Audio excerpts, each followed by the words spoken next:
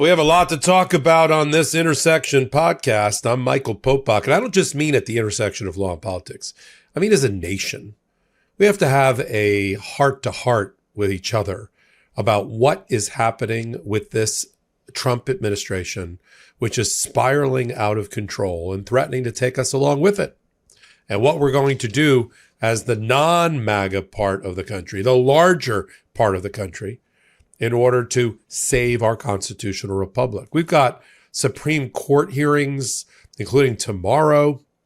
I'm going to brief you on that. I hope people don't think I deal in hyperbole. I'm not a hyperbolic person. But the soul of America is up for grabs tomorrow at the Supreme Court oral argument about the Calais case in Louisiana. There's no other way to put it.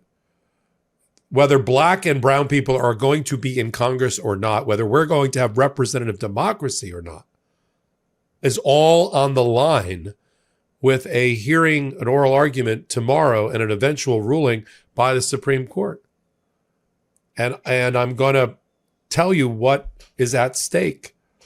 It's not just the fact that every map in red states will be completely redrawn and eliminating up to 20 Democratic, that means black and brown seats, but it goes to who we are as a nation.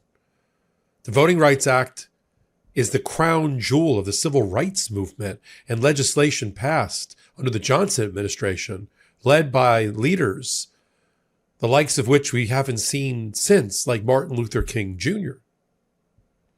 So I want to talk about that and have a conversation with you so you can have a conversation with your neighbors, your fellow churchgoers and synagogue goers and mosque goers and atheists and agnostics, whoever you are, whatever your gender. We need to have this conversation. We can't shy away from it. Being defiant in our First Amendment expression does not mean we're disloyal to America. Quite the opposite. By being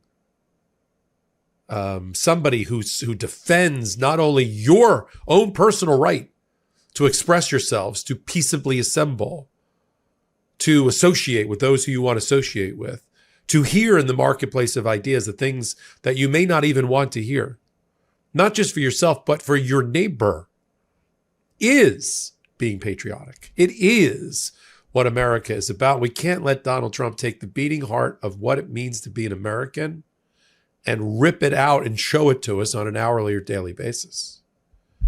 And through the matters at the intersection of law and politics that I've curated for you on this Legal AF/intersection podcast, we're going to get to the bottom of what and distill what it means to be an American.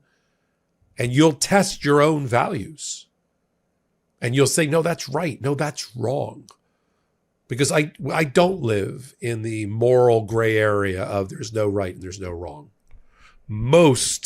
Virtually all of what I see in the Trump administration is wrong. Even when he tries to pull off what is effectively, for him, a real estate land deal without concern and with complete indifference to human suffering, the Mideast peace plan, self-proclaimed.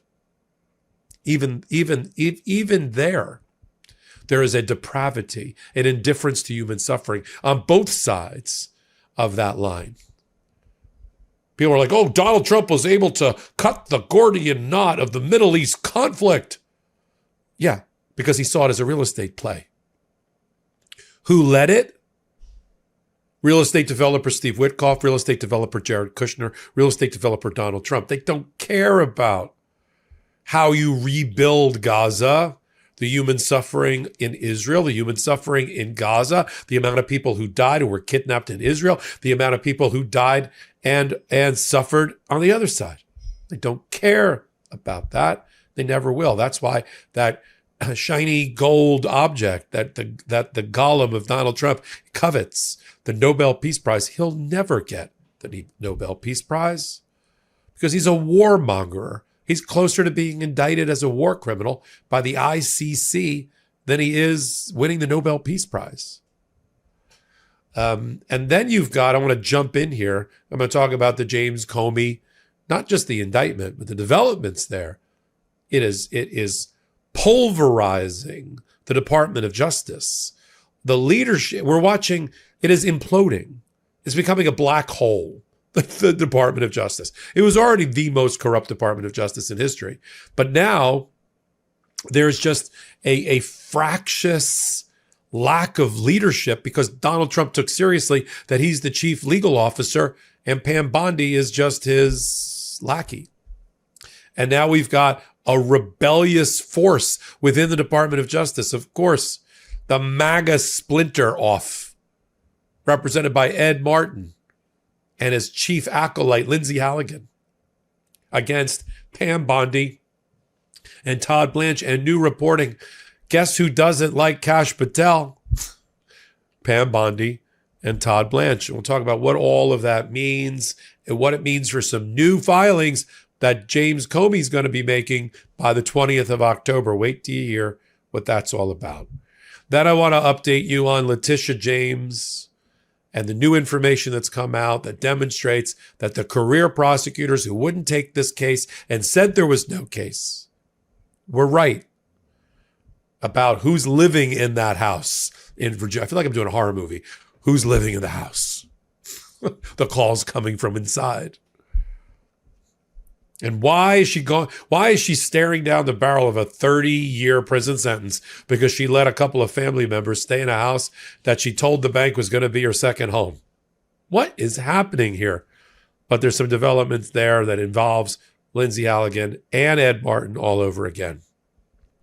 And now we got to return to Tom Homan and the bribery scandal, because the press reports were Stephanopoulos cuts off J.D. Vance during testy interview on Sunday about Tom Homan. No, that's not it. I caught what's it. J.D. Vance, who often goes on television and makes it worse, not better, for whatever scandal's going on. J.D. Vance accidentally confessed that there is a video recording of Tom Homan, border czar, taking a $50,000 bribe, cash, in a bag. Stephanopoulos kept saying audio. He said, I don't know what you mean about this video. There's the confession we were looking for. J.D. Vance is always trying to clean up here. You know, when Pete Hegseth said, there's going to be a Qatari Air Force base in Idaho. Then they sent out J.D. Vance to say, that was taken out of context. Why? Because they played the audio tape without editing it of Pete Hegseth's remarks next to the foreign minister for Qatar, for Qatar. Just so crazy. We're going to talk about the bribe scandal and where it goes from here. We've got the Alex Jones. Thank God. I don't want to thank the Supreme Court. He's not getting out from under his $1.5 billion punitive damages and defamation judgment that was obtained properly so by the Sandy Hook families, because he said that the children didn't really die in the massacre, nor the teachers. They were actors, and the parents were actors, and this was a false flag event. Yeah, he's not getting out of the $1.5 billion of judgments because of the First Amendment, and the Supreme Court sent him packing. We'll talk about that. And it ties back to that story about Comey and what's going on in the Department of Justice. Supreme Court, as I let off what we're doing here, is about to hear oral argument in the Calais case about voting maps, and that's important. And then I want to do a brief update about the National Guard. But first, before we get started, Donald Trump, the sexual predator, sex abuser, adjudged in chief, is back at it again, saying disgusting, sexual, sexist, misogynist things in a predatory, leering way against women. including in his own White House, like the press secretary, including about Prime Minister Meloni in Italy. He was supposed to be on a victory lap because of that land deal masquerading as the peace process in the Middle East. But then he went back and started talking to reporters. And then he met with people like Meloni. I want to show you back to back. Let's go with Meloni first and watch the look on her face. Very much. Italy, we have a woman, a young woman who's, I'm not allowed to say it because usually it's the end of your political career if you say it. She's a beautiful young woman. Now, if you use the word beautiful in the United States about a woman, that's the end of your political career. But I'll take my chances. Where is she? There she is. You don't mind being called beautiful, right? Because you are. Thank you very much for coming. We appreciate it. She wanted to be here, and she's incredible, and they really respect her in Italy. She's a very successful politician.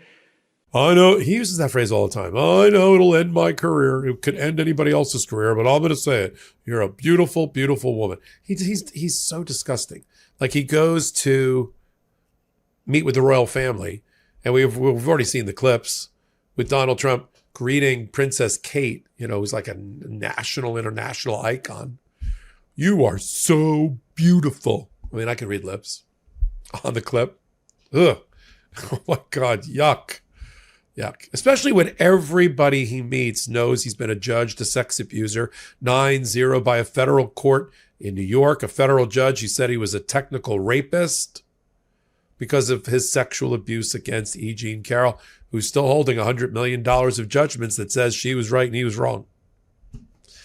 And they also know about the Access Hollywood tape, which I had to listen to recently to do a new video. And I was like, it was even more vulgar than I had remembered it. Like I had misremembered it. About grabbing women by their P word and the F-bomb and using breath mints to jam his tongue down women's throats unsuspectingly. I'm like, egads, how did this guy, who sent him back to the White House? So let's play. Then it turns to Caroline Leavitt, and he makes like an overtly sexual comment about her mouth and lips. I mean, I hate to play it, but let's play it. Talk to him. And I never failed in working it out like immediately. Is that right? How's Caroline doing? Is she doing good? Should Caroline be replaced? No. That's up to you, sir. It'll never happen. Nobody wants to. I say she does a great job. Do you want to elaborate on the and those lips, they move like a machine gun, right? Do you want to elaborate on the Right. Yuck. It's all consistent. When he was on his I Want to Win the Nobel Prize tour, he was in the Oval Office meeting with a African American or an African reporter, and he couldn't help himself. Let's play that clip. Let's go. As China deepens its presence in Latin America, what role do you see for the U.S.? I just like to watch your talk. Sorry, no? Good job. Okay, thank you. Good job. Thank you, darling.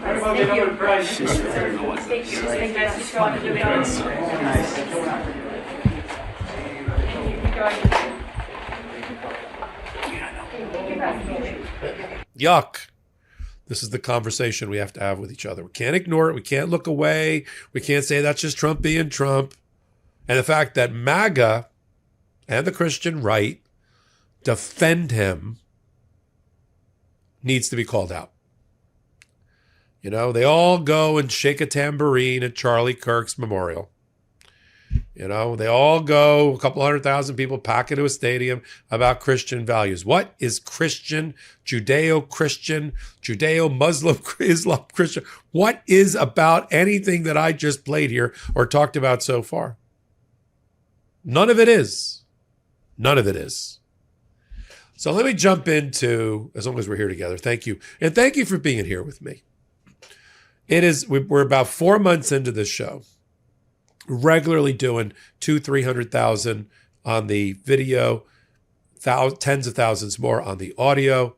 And we cracked the top 100 of all YouTube podcasts. That's because of you.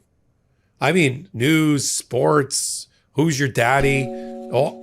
We broke back into the top 100. And we're going to do it again week after week after week. And I want to try to do the same thing on the audio side.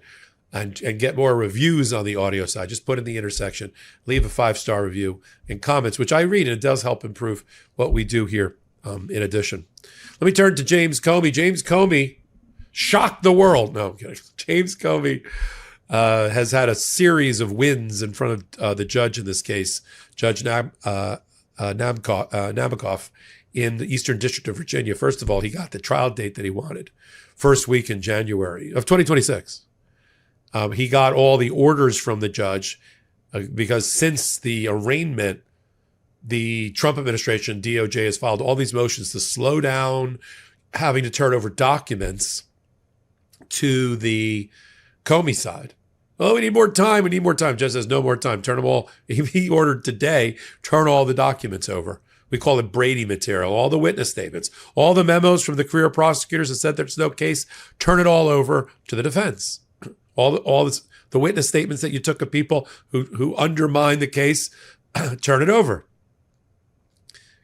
Also, the judge said, I want all motions, really almost all motions, by the 20th of October. It's right around the corner.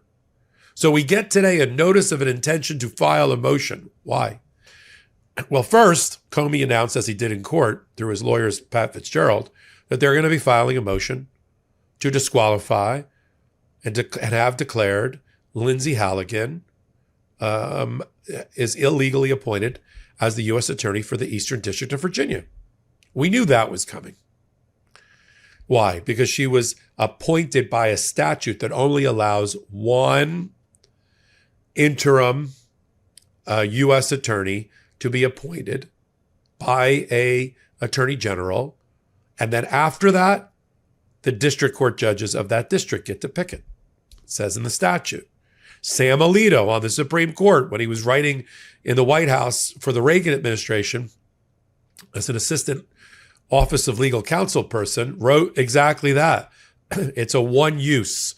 They had one use. Eric Seibert, the conservative Republican that they fired because Donald Trump didn't like the fact that he wasn't going to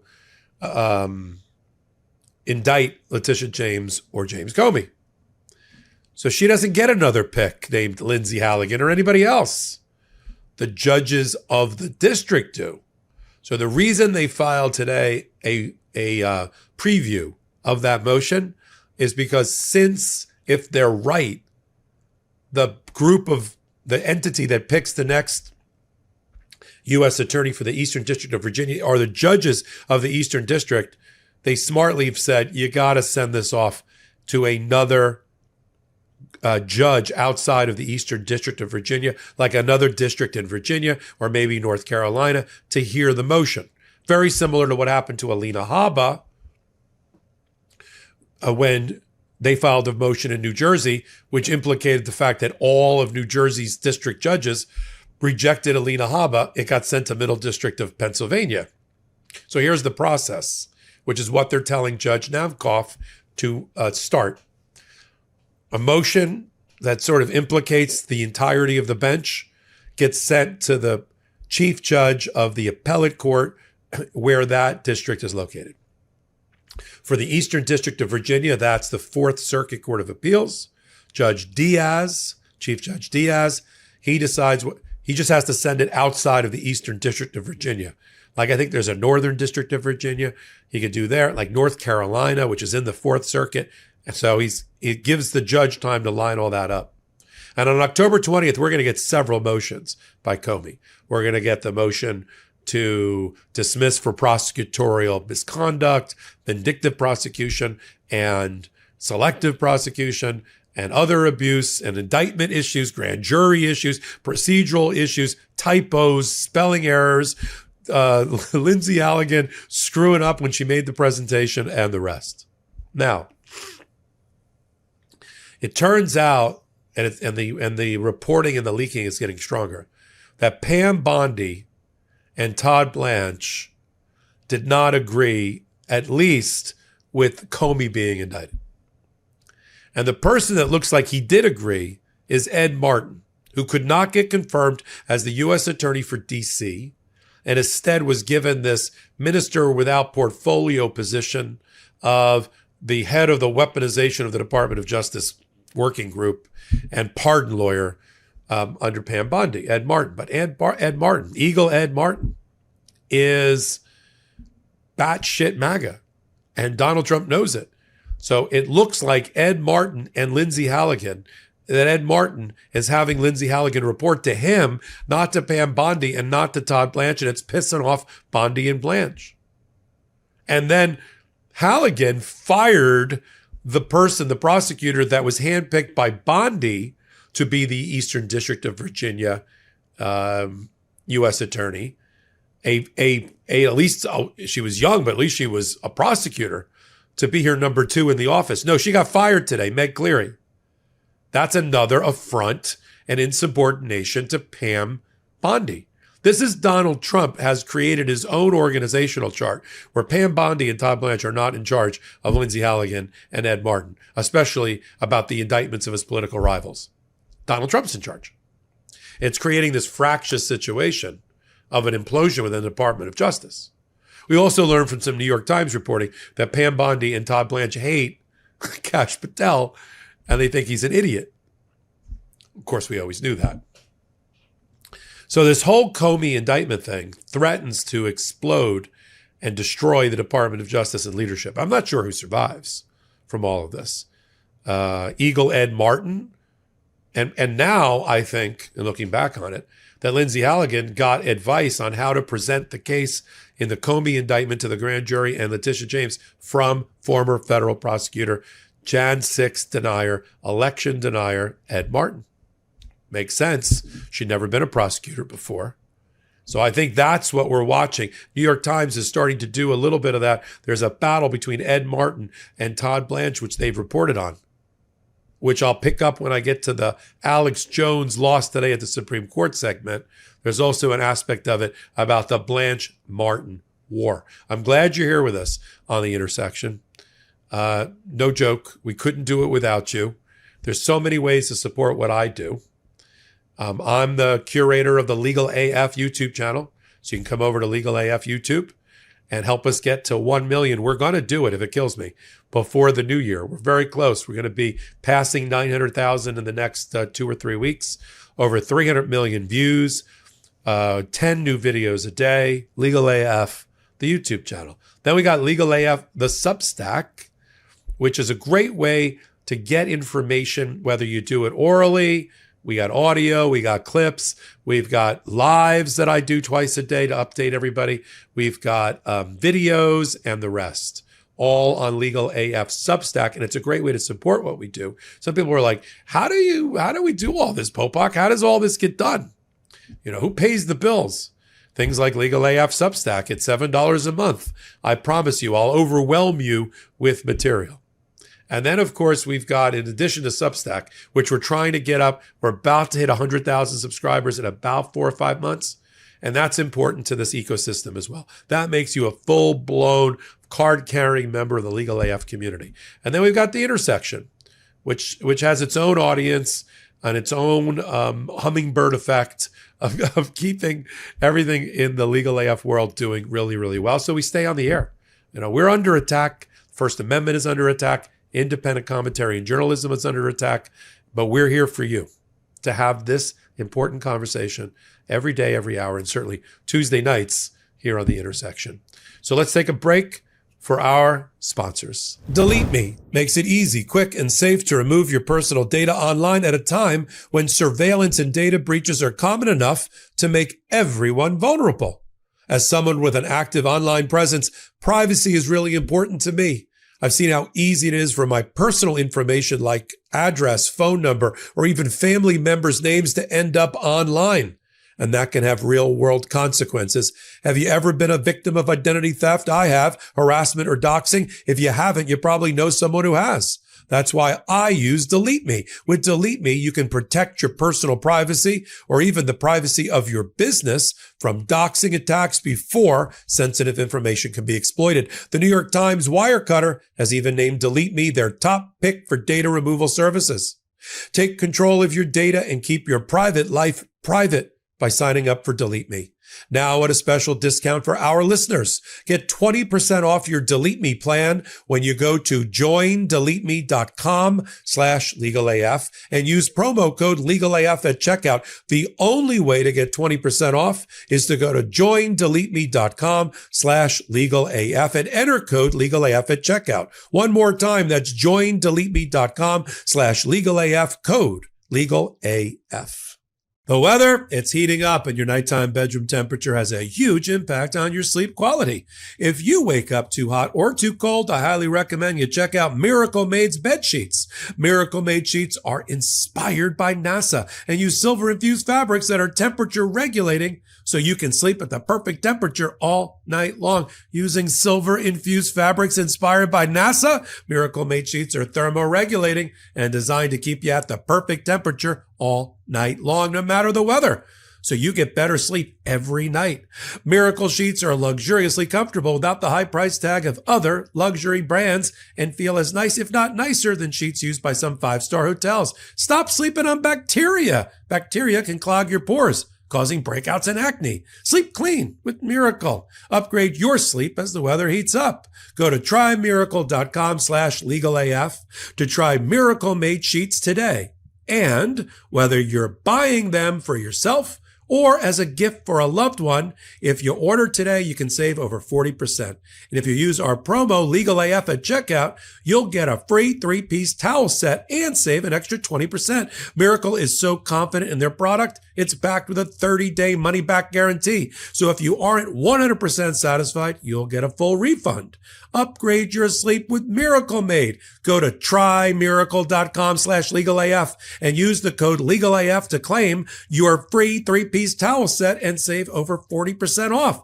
Again, that's trymiracle.com/legalaf to treat yourself. Thank you, Miracle Made, for sponsoring this episode. Welcome back to The Intersection. Let's dive into Tish James. Speaking of Lindsey Halligan, that one seems to have caught the Department of Justice leadership that I just told you is imploding a little bit off guard, mainly because I'm sure that it was being directed by Ed Martin and with his chief lieutenant, Lindsey Halligan. Remember, Lindsey Halligan is tied to Donald Trump, not to Pam Bondi. It's Donald Trump that implored Pam Bondi through that phony direct message, social media post. Pam, we're running out of time. Indict all my enemies. I mean, I'm barely paraphrasing. And use Lindsey Halligan. She really likes you. I thought I was in middle school. She thinks you're pretty and your hair is so shiny. Hire her. And then Lindsey Halligan went out and said, no, I'm going to hire Meg Cleary. She's sort of a MAGA darling. At least she's a prosecutor. And that lasted 12 hours. And then Trump was like, no, I'm putting in Lindsey Halligan. Well, I'll stash Meg as number 2. So at least we have a prosecutor in the office. And because Ed Martin's like, well, I'm a prosecutor and I'm guiding Lindsey Halligan. Lindsey Halligan fired Meg Cleary today. And it brings us back to Tish James, who nobody in their right mind or a career prosecutor wanted to prosecute Tish James either. The chief major crimes prosecutor in Norfolk division of the office said, no way, Jose, no way I'm doing that.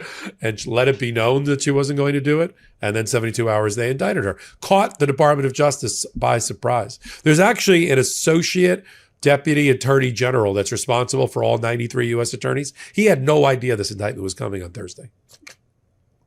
Well, I just want to get it over with, she said. I'm so good at it. I'm 2 for 2 getting indictments. All right. Now the new reporting comes out that what is the crime here?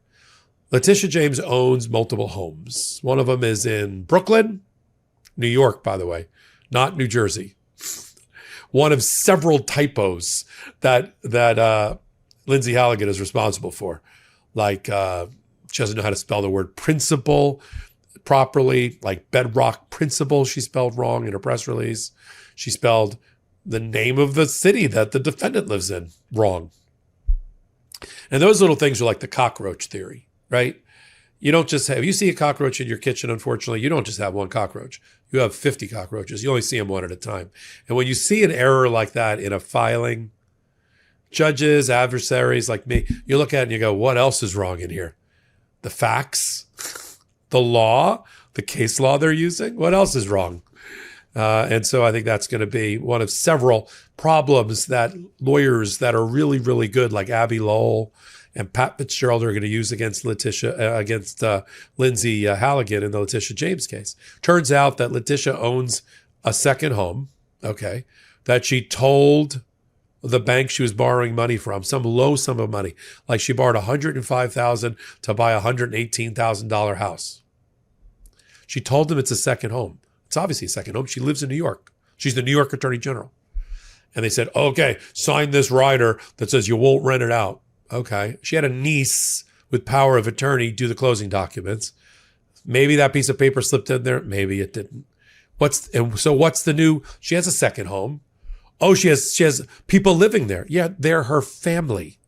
There's no rental agreement. She hasn't declared it on her taxes.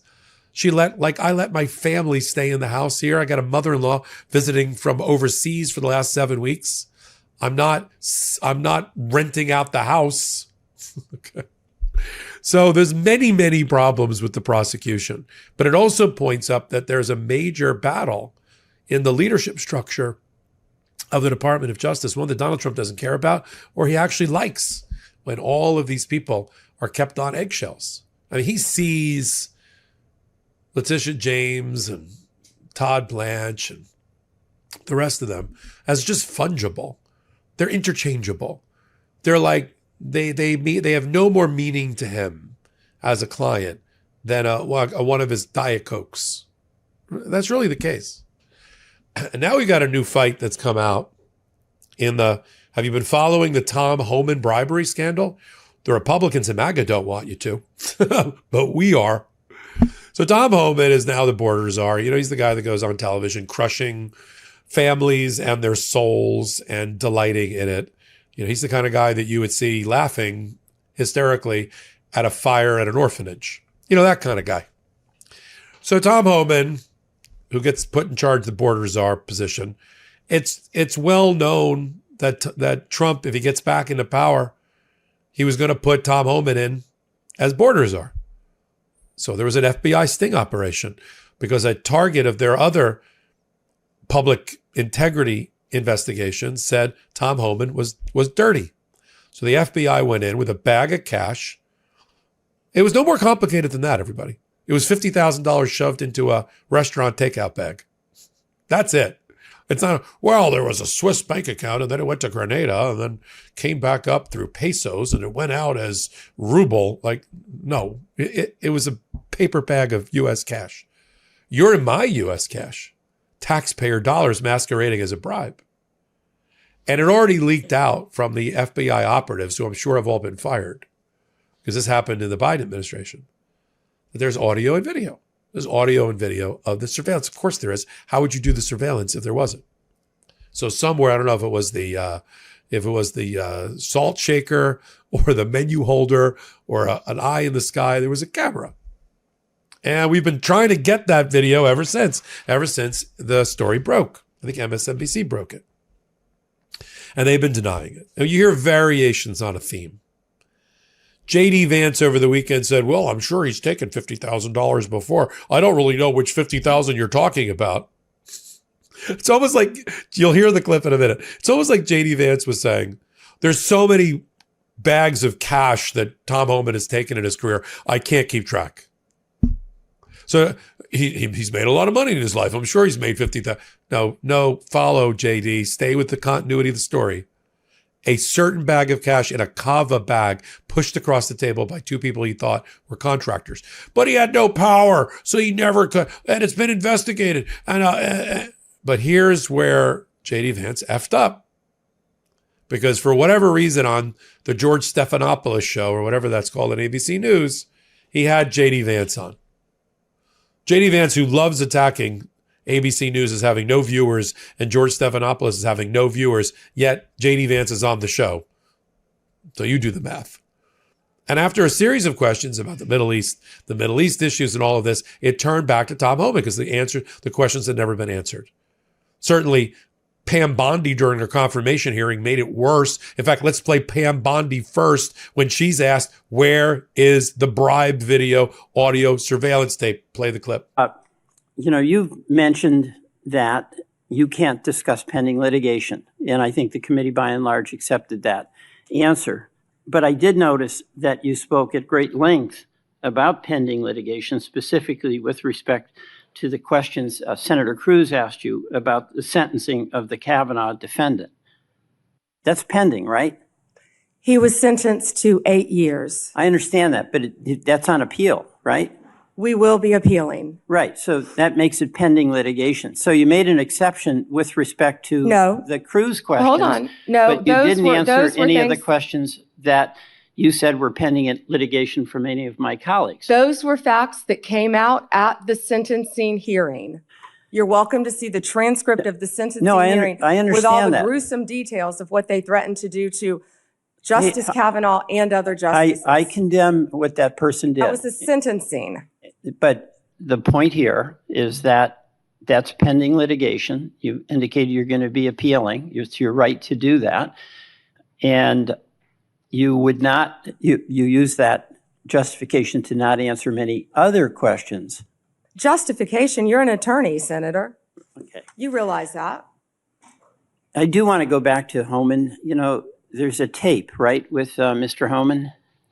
I mean, first of all, is there a tape that has audio and video of the transfer of the $50,000? You would have to talk to Director Patel about that. No, I'm talking to you.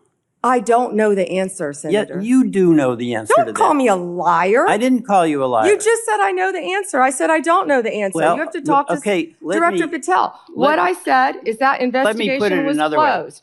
If you don't know, why don't you know whether there was a tape and video? Senator, I believe that was resolved prior to my confirmation as Attorney General. Do you think that it is of public interest for the people to know what happened to the $50,000 that the FBI turned over to Homan? Did you hear what I just said? That was resolved prior to my confirmation as Attorney General. That's why I said I would not know. It's not resolved. There's $50,000. Homan has it, or somebody has it.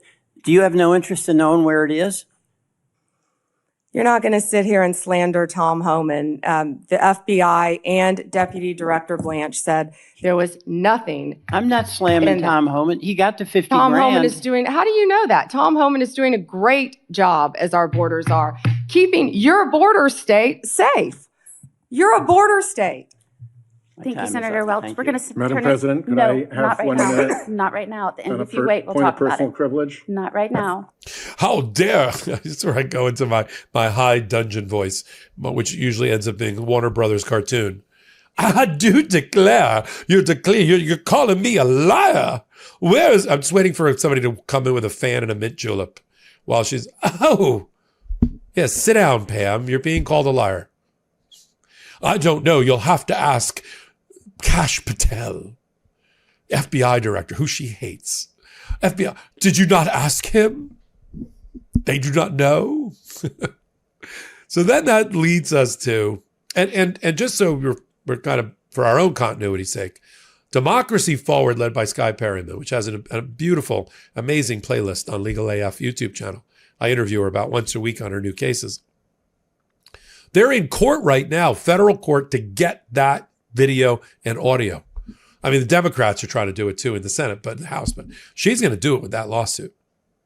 So last chance, JD Vance, tell us about the Homan video, and if you got it, and watch how he confesses to there being a videotape. Because for whatever reason, Stephanopoulos kept saying audio, surveillance, audio, and then JD Vance screws up, and I got the receipt. Play the clip.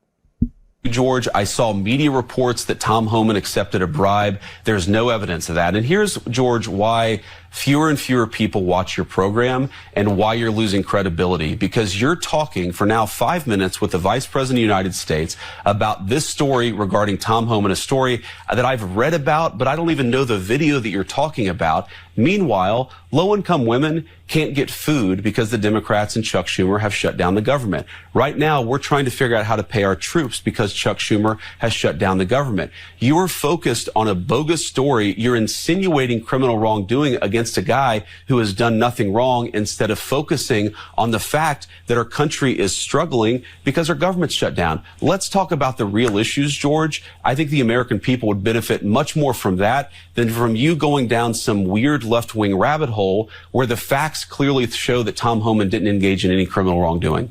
It's not a weird left-wing rabbit hole. I didn't insinuate anything. I asked you whether Tom Homan accepted $50,000, as was heard on an audio tape recorded by the FBI in September 2024, and you did not answer the question. Thank you for your time this morning. No, George, I said that I don't. Up next, we'll be right back. So ABC again. Now, ABC seems to have won the Jimmy Kimmel war, because now there's reporting that all those affiliates that are owned by Sinclair and this other right-wing Christian family that owns like all the ABC affiliates that you and I watch, the actual TV stations, they've relented and they're putting Kimmel back on the air. So it's not just ABC is broadcasting Kimmel. It's like 300 channels around America, including in red states, are showing Kimmel again. And so that happened. Yeah, because the Trump administration, of course, went too far in the wake of Charlie Kirk and made a martyr out of Jimmy Kimmel instead of Charlie Kirk. But it's ABC again, Once they stroked that check for $15 million because George Stephanopoulos properly called Donald Trump a rapist. I mean, I'm just repeating what Judge Lewis Kaplan said in one of his own orders, which is technically you're a rapist. Donald Trump wants you to believe that if you were in a cocktail party, for instance, and somebody walked into the room and you pointed to them out loud, everybody stopped clinking their glasses, and you said, "You, sir, are a rapist," and the guy responded, "I am not. I am a sexual abuser." See, I don't think that would help him in the cocktail party. That's Donald Trump's argument. So, but once ABC wrote the $15 million check equal to Stephanopoulos' salary, because during an interview with E. Jean Carroll, who got him adjudged a sexual predator, a sexual abuser, he used the R word instead of the A word. Now you're going to stroke checks all the time. So we're back to another ABC White House problem. One of my favorite comments with JD Vance was, "That's why nobody watches you, George." And that's why you went on the show? Because nobody watches? All right, let's move on from the Homan fiasco and move on to the Alex Jones fiasco. I hate talking about the guy, but as he told the Supreme Court, he's got 30 million followers. So crazy, the crazies that follow Alex Jones. Election denier, Jan 6 denier, 9/11 denier, Sandy Hook massacre denier. That's quite I was going to say trifecta. That's quite a quadruplet fexa thing. Yeah, that's a whole lot of denying, I guess, is what I'm trying to say, including the depravity of claiming that children who will never see adulthood and parents who will never see their child get older were all an elaborate scam and scheme. It was just a fever dream. Didn't really happen. Children aren't really dead. The FBI agent who testified in tears about the bodies that he saw at Sandy Hook, he's a traitor, according to Ed Martin. Now that's where we have, so what happened with Alex Jones? Alex Jones first he testified in his own cases, 2 different cases, and 2 different juries and judges came back with a $1.5 billion judgment against him for his defamation, his libel, his blood libel, and his punitive damages. Then for the next several years, he tried to use bankruptcy court to avoid paying anything. And then that didn't work, but it took several years. Give a lot of credit to the plaintiff's lawyers in this case. And then he tried to hide his assets, and that didn't work. Then there was a court order to sell his assets. In fact, I asked the Midas Touch brothers to buy InfoWars, to bury it. Yeah, they didn't do that. I still like to buy it. And he's back on the air with all these followers. So he's tried to argue at the United States Supreme Court he's entitled to overturn his $1.5 billion because he's got First Amendment protection. He gets to say disgusting things and not be subject to defamation law. And they said, denied. We're not taking that case. And that's another. So there seems to be limits. If your name is Trump or you're the president, sky's the limit with this Supreme Court. But everybody else, watch your back, because you don't have immunity. You're not the executive. You don't have Article 2 power. And if it has to do with like sex and defaming dead babies, you're not getting the Supreme Court to rule in your favor.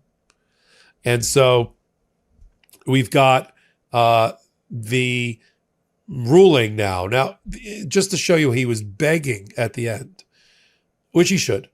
Alex Jones sent in another filing to the Supreme Court saying, I got 30 million followers, First Amendment, public square.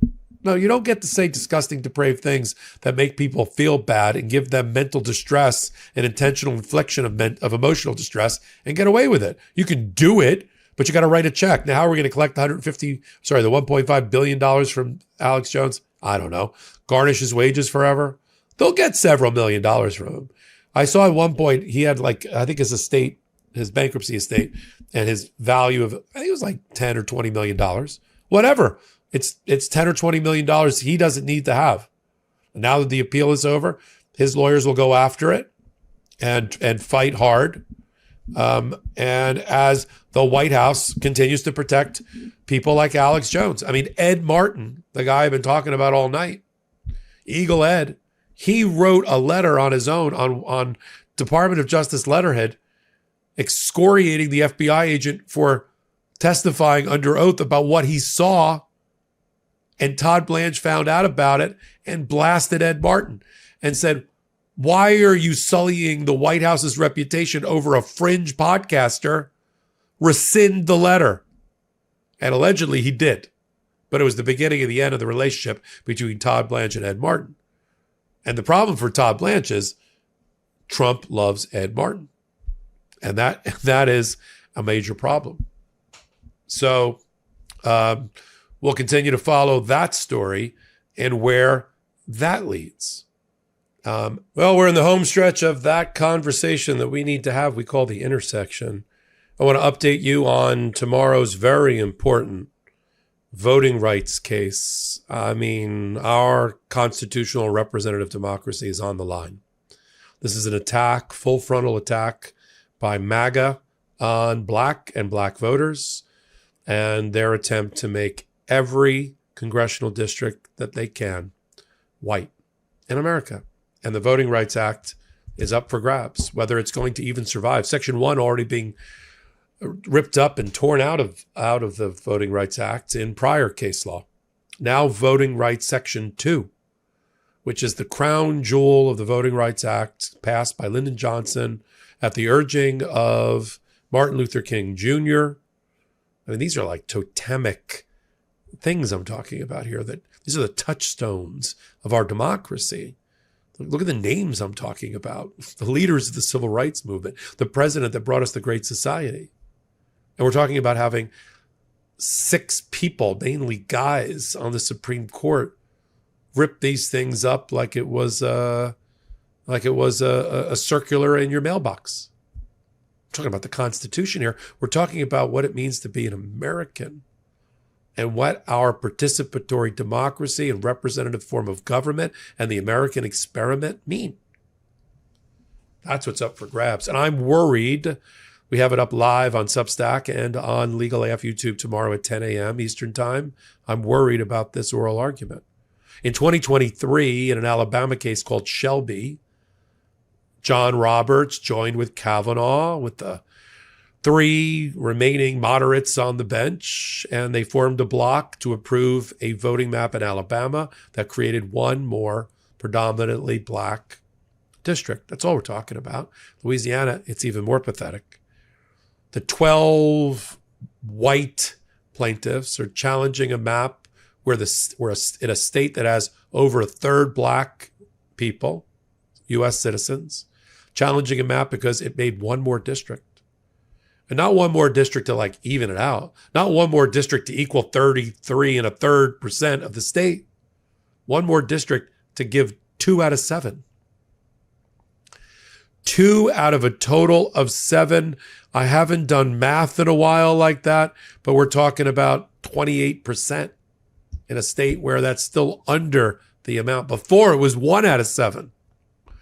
The map that we're fighting over was going to reduce black representation to 14% of the congressional districts, more than or less than half of their population. Then Louisiana said, well, all right, there's a before and an after. Before the United States Supreme Court ruled for against affirmative action in the Harvard University case, in which it said, well, if you want to stop racial discrimination, stop discriminating based on race. Yeah, thanks for that tautology, genius.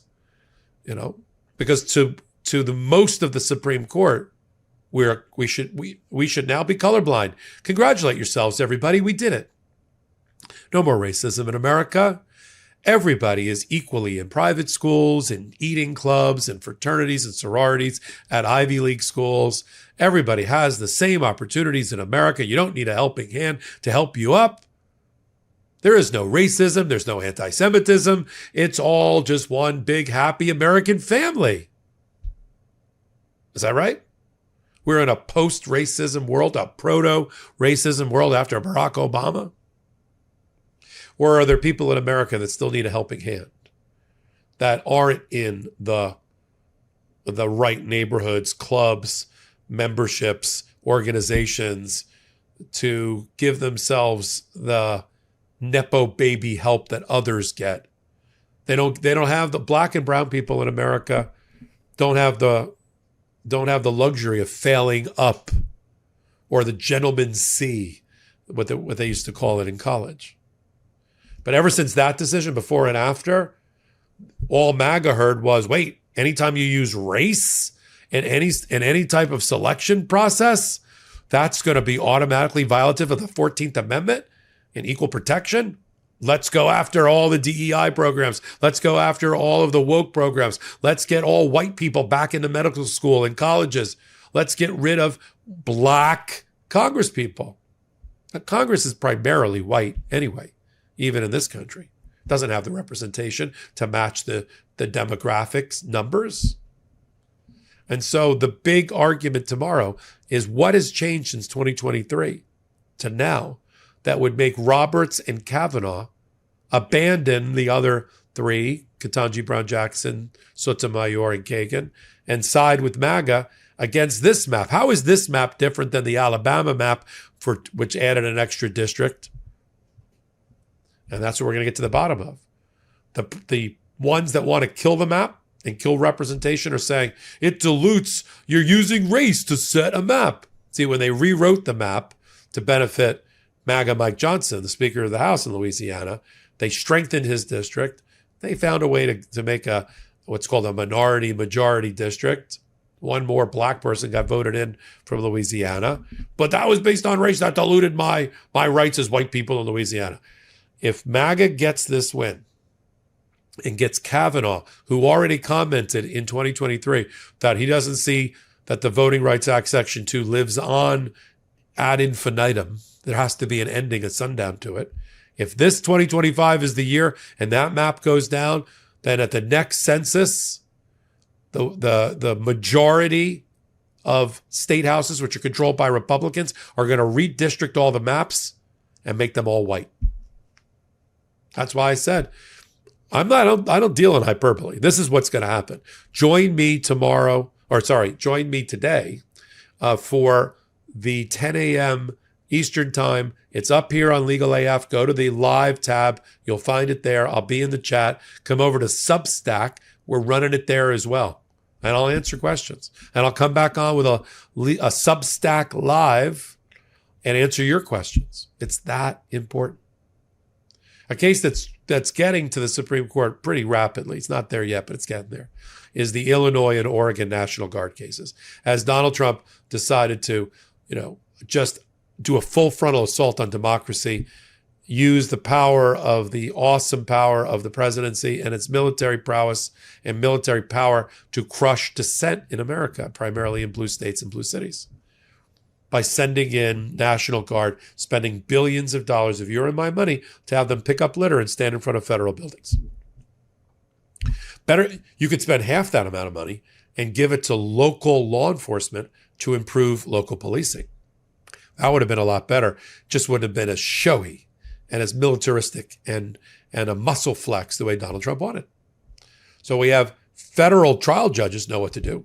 Judge Immergut and the judges in Chicago, Judge Immergut in Oregon, and the two judges in Chicago have all ruled that Donald Trump overstepped his power. Under Section 12406, he could not commandeer the National Guard, and he sent them back to their barracks. Because there is no rebellion or domestic violence that makes Donald Trump incapable of executing the laws of the federal government, of the president. And that's the standard. Now, the Ninth Circuit put Judge Immergut's decision on ice, except they said, we're going to deal with whether there can be, we're not going to allow mobilization of the troops until we have a full hearing, oral argument, which they already had. We're waiting on the ruling. And the Sixth Circuit over Illinois said, we're going to put on hold the judge's decision about not mobilizing the National Guard. We're going to let the mobilization happen, but we won't allow deployment. We won't, so stay in your barracks until we're done with the oral argument. So in a way, Donald Trump federalized, commandeered, but he couldn't deploy. And now we're waiting for both those appellate courts to make their ruling. I listened to the Ninth Circuit oral argument. Two Trumpers. That's what happens. You put two Trumpers together in a room. How many Trump judges does it take to screw up a democracy? You know what it is. So I don't think we're going to get a great ruling out of the Ninth. I'm a little bit more optimistic about the Sixth Circuit sitting over Illinois. Then we'll have conflicting rulings, and it'll get it back to the United States Supreme Court that has to break that tie. I think it'll be sometime this term. I don't think they're going to rush to do it. I think Donald Trump has gotten a little bit tired of that play thing. He's gotten a lot of mileage out of attacking governors and then punching and pushing back. The Department of Justice is exhausted and leaderless. You know, Donald Trump decided he was going to do the shock and awe, right? Flood the zone on the way in, 230 more executive orders. He even beat FDR and FDR's executive orders for the New Deal coming out of the Great Depression. But his Department of Justice and its leadership weren't ready for it. They weren't ready for the 400 or 500 cases that would be filed against the Department of Justice. They weren't ready for federal judges. They weren't ready for appellate judges. They're doing well at the Supreme Court, where they're winning 86% of the time, but you got to fight it out in the courts in the meantime. So they're beleaguered. I'm not feeling sorry for them. They're out of gas. They're fatigued. They're mentally drained. You know, did you know the Department of Justice fired 5,000 members of the Department of Justice just in the last 9.5 months and haven't replaced them? 75% of the Civil Rights Division lawyers are gone. And they're not rehiring them. I know you've heard things in the shutdown that they overfired during the Doge Musk era. And now they got to hire back tens of thousands of people. We fired too many people in the IRS. We fired too many people in the Center for Disease Control. We got to hire them all back. And they're putting up want ad. There's jobs now, tens of thousands of job want ads up for the government of people they fired. All the legacy knowledge went out the door. But the Supreme Court's going to have to deal with this National Guard, Posse Comitatus Act, Insurrection Act by Donald Trump. He's being led around by the nose, but willingly, by people in his administration like Stephen Miller. You know, Stephen Miller. I don't know if if Stephen Miller's a Trump enabler or Trump's a Stephen Miller enabler. But he's our domestic policy president, Stephen Miller, and he's disgusting and depraved and immoral. And we'll continue to follow it all. I'm so glad you're here on The Intersection. We've come to the end of the show every Tuesday night at 8 p.m. And then follow me on everything I do on Legal AF. I do 14, 15 videos, analysis on the Midas Touch Network. I have from the very beginning. I curate the Legal AF YouTube channel with the brothers, where we have 10 videos. We just crossed 10 videos a day. We just crossed 300 million views. We're going to, in just a year, 1 million subscribers we're going to hit by December or January. We have a dozen playlists and contributors on there. And then, of course, you can help The Intersection by coming over to the podcast platforms for Apple and Spotify. Leave a 5-star review, leave comments, which I read. That does help keep us up in the ranks and the ratings. I'd like to try to break into the top 100 of all news. I could do it with your help. On YouTube, we're doing great. We just cracked back in to the top 100 for the third time in about 6 weeks. And that's the hummingbird theory. Watch us, listen to us, bring other people back to The Intersection, and I'll be doing my part. I bring it every hour, every day on Legal AF and on the Midas Touch Network and here on Intersection. As I joke, the brothers finally gave me my own show. So until my next report, I'm so glad you're here with us.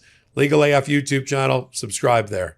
Legal AF Substack, consider becoming a paid member, $7 a month. You'll get more content than you'll know what to do with. You can nerd out on law and politics over on Legal AF Substack. And of course, the Legal AF podcast, the grandpappy of them all. 5 years in the making. I co-founded that and created that with Ben Mysalis. It's hard to believe it was 2020, but it is. So until my next report, thanks for being here. Shout out to the Midas Mighty and the Legal AFers. I'm Michael Popok, and I got some big news for our audience. Most of you know me as the co-founder of Midas Touch's Legal AF and the Legal AF YouTube channel, or as a 35-year national trial lawyer. Now, building on what we started together on Legal AF, I've launched a new law firm, the Popok Firm, dedicated to obtaining justice through compassionate and zealous legal representation. At the Popok Firm, we are focused on obtaining justice for those who have been injured or damaged by a life-altering event by securing the highest dollar recoveries. I've been tirelessly fighting for justice for the last 35 years, so my own law firm organically building on my Legal AF work just feels right. And I've handpicked a team of top-tier trial fighters and settlement experts throughout all 50 states known as big auto injury attorneys who have the know-how to beat heartless insurance companies, corporations, government entities, and their attorneys. Big Auto's attorneys working with my firm are rock stars in their respective states and collectively responsible for billions of dollars in recoveries. So if you or a loved one have been on the wrong side of a catastrophic auto, motor vehicle, rideshare, or truck accident, suffered a personal injury, or been the victim of medical malpractice, employment harassment or discrimination, or suffered a violation of your civil and constitutional rights, then contact the Popok Firm today at 1-877-POPOK-AF or by visiting my website at www.thepopokfirm.com and fill out a free case evaluation form. And if we determine that you have a case and you sign with us, we don't get paid unless you do. The Popok Firm, fighting for your justice